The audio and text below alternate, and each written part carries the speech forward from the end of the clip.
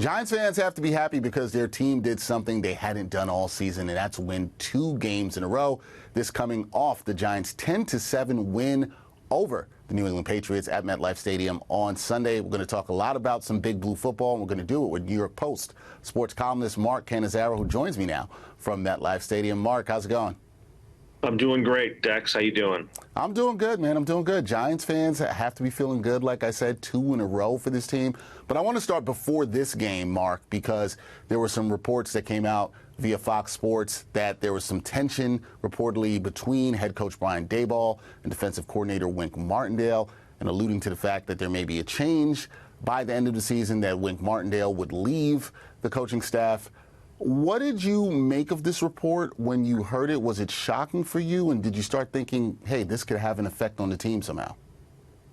Well, listen, I mean, these things happen with losing teams, right, Dexter?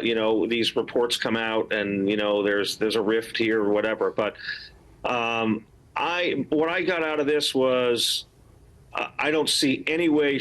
I'd be stunned if Wink Martindale does not coach out the rest of the season, and I'll be more than mildly surprised if he is let go after the season, because quite frankly, him and Daboll have had some pretty good success together dating back to last year. Obviously, this year has been a rough go all the way around, but I don't really know what I make of this is. I know that Daboll coaches not only his players hard, but his coaches hard.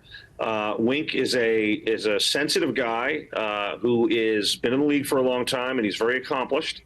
And it's quite possible that there was a point when maybe Dave's got on Wink a little bit, and maybe Wink expressed his dissatisfaction over that to somebody, and then that it's a game of telephone. It gets from one person to the next person, and then the next thing, oh no, Fox has got them on the outs. As we all know with these things, there's the truth will always lie somewhere in between. Where there's smoke, there's fire. Maybe Wink was, had his nose bent out of shape a little bit over something in the recent weeks. We know he had that Xavier McKinney situation 3 weeks ago when McKinney had some innocuous things to say after the game about how, he didn't feel like the coaches were listening to the player leadership. And Wink told us that he was insulted. He took that personally. He said it hurt him. And the fact that he did talk about that to the media kind of perpetuated the story, which added to kind of an outside distraction. And that's something that Daboll does not like at all. I mean, he predicates much of his program around eliminating distractions like that outside. And I do know for a fact that I did speak to somebody in the organization tonight, and I was told that Daboll never even said anything to Wink after that McKinney situation. So it's not like anything stemmed out of that, like he, read Wink the Riot Act there. So, listen, this is an emotional game involving emotional people.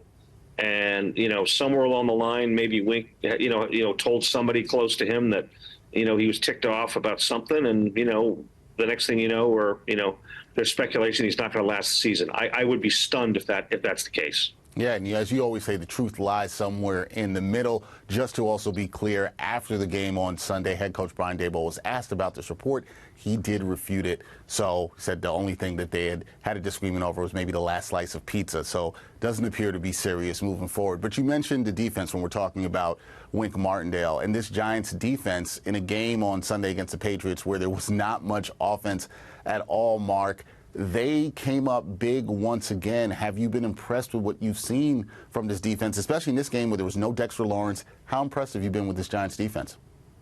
I have been impressed. And listen, I mean, the naysayers are going to say, oh, they forced 9 turnovers against the Commanders and the Patriots, right? The last 2 weeks, 2 not very good teams. The Patriots certainly have, I think they're second to last in offense in the league, going into this game. So, but, the bottom line is you got to, you can't take away what the Giants have done the last 2 weeks on defense. The defense forced 5 turnovers. There was 1 special teams turnover against Washington, and it led to, I believe, 24 points in the Washington game. And the 3 turnovers today led to all 10 of the Giant points. And the Giants are an offensively challenged team. We've seen that. They've got a rookie free agent, playing a quarterback right now who's doing a very admirable job, but he's not a guy that's slinging it around. And, the Giants are without their best offensive weapon in the passing game, and Darren Waller still, which may linger for quite a bit longer.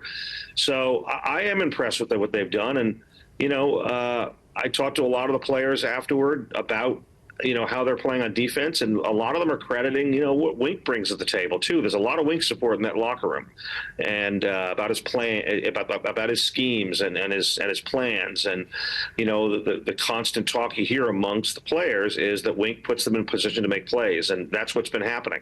And if you looked at the 2 picks today, you're basically looking at the Bobby Okereke play where he made a great instinctive football play, and on the pick that Xavier McKinney made, I talked to him after the game, and he said there was a look he saw earlier in the game. They came in that same formation, and he was able to anticipate. That has a lot to do not only with the players' hard work, but with what his Wink is bringing to the table in terms of his preparation and putting the players in position to make plays. So, I don't care who the opponents are. They've done the work. They've forced 9 turnovers, and you can't take that away from them the last 2 weeks. Can't take that away at all. Defense has been strong, whether the teams they're playing against have been offensively challenged or not. You mentioned Tommy DeVito, the rookie free agent QB. 3 starts for him. Now he's got his 2nd win in a row here.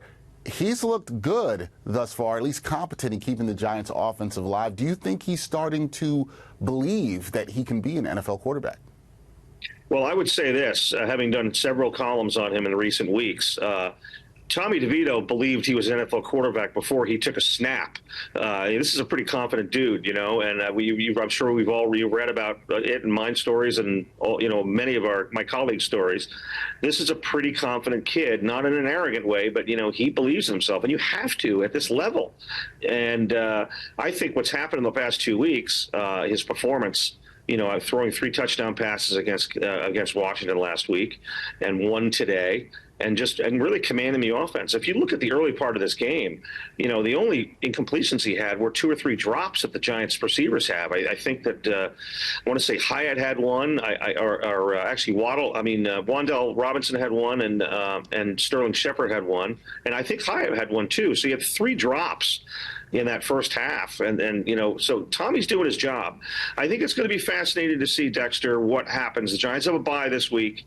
It's very possible that Tyrod Taylor, the backup, the number 2, who's been out with a rib injury, may be ready to go when the Giants play again in 2 weeks. So I do know for a fact, and Daboll did address it afterwards, he didn't come out and say that Tommy was starting. He said he had to think about it. So I think that he's going to go over a lot of stuff this week as the players get into the bye and figure out what to do.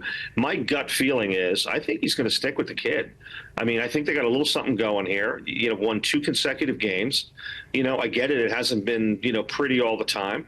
But, I think the problems the Giants had early in this game were not Tommy DeVito problems, initially, right? I mean, they fumbled the ball away on that exchange to Wan'Dale Robinson. So, on the first series, and I mean, that first series, they were dealing. They looked like they were heading right down for a touchdown. So my gut feeling is, and I could be wrong on this, but I think he's going to stick with Tommy. I think there's something about Daboll that is pretty stoked about how far along this kid has come, and he's a little bit of a pet project for Daboll, who's a quarterback specialist as a coach, and I don't know. We'll see what happens, but it's my gut feeling that I think that Tommy will continue to start when the Giants get back on the field again. I think it's a Monday night game against the Packers. Well, Giants fans will like that. He's got 2 starts and two wins in the last 2 weeks. You've got to like that from him, and seeing that if he can stick around the NFL, if he keeps playing like this, he will have a shot to do that even as a backup. That is Mark Cannizzaro, the great sports columnist for the New York Post, at MetLife Stadium following the Giants' 10-7 victory over the New England Patriots. Mark, as always, thank you for the time. Appreciate it. Thanks, Tex. Thanks for having me. Talk to you soon. Yes, sir.